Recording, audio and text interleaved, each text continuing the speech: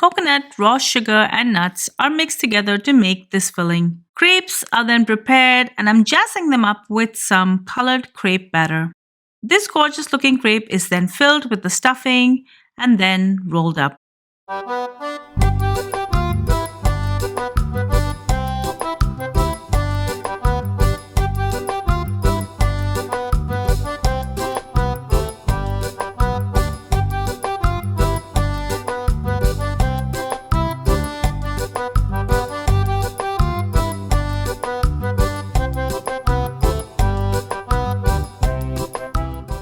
The key to a great tasting Alle Belle is fresh coconut.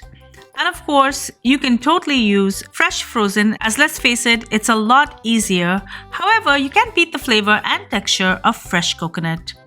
Sometimes if I'm making a larger batch, I will just mix the two together. The other ingredient that's important is jaggery. I'll be using Goan jaggery in this recipe. It can be hard to find. Jaggery is basically a raw sugar. You can find different types in Indian supermarkets and feel free to use them, but even brown sugar will work. Together with the jaggery and sugar, I'll be adding nuts and raisins. Let's start with the filling. I'm going to heat 1 tablespoon of ghee or butter.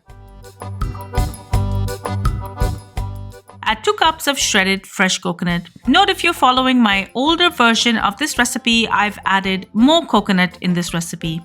Allow the coconut to brown a little, and then I'm going to add in 1 cup of jaggery or brown sugar. Just grate or crumble this and add it in. To dissolve the larger stubborn pieces of this jaggery and to add some more moisture, I'm going to add in a few tablespoons of water as required. Once the sugar has dissolved, I will add in 1 cup of cashew nuts, almonds, pistachios, and raisins. I will usually add about a 1/4 cup of each, but you can customize this whichever way you like. Mix these in and leave the filling aside to cool down. To make the crepes, I'm going to start with the pre-sifted flour. I'm going to add water a little bit at a time, and I'm going to whisk together to blend. Add the eggs and most of the water.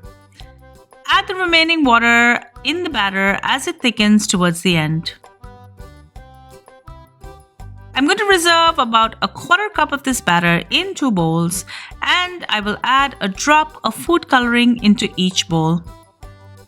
Add some oil to a hot pan, and I'm going to pour in a 1/4 cup of the batter and swirl it all around. I'm going to quickly splash on a few drops of the colored batter, and I'm going to allow it to cook. Once it's cooked, I'm just going to turn the pan around and tap it on the board to release the crepe.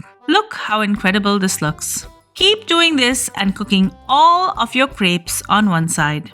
I'm going to transfer the crepes to another surface where they can cool completely.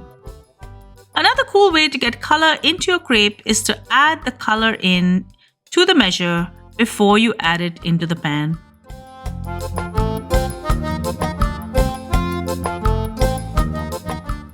This batch should make about 20 to 22 crepes. The crepes are now all ready and the filling is cool, so it's time to roll these up. Unlike my pan roll video, I will be rolling these cooked side up since the color is on the other side.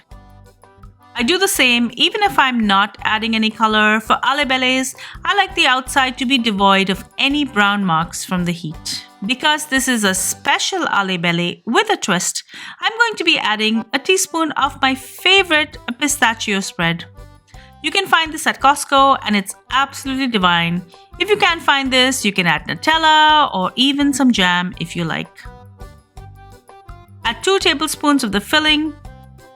Fold the sides in, fold the top over, push the filling up towards it, and roll to seal.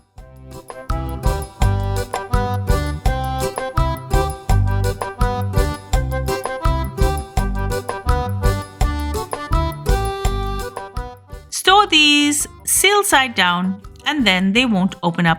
I like to store these Alle Belle in an airtight container. If storing for more than 2 days, wrap these up in cling film to prevent the crepe from drying out.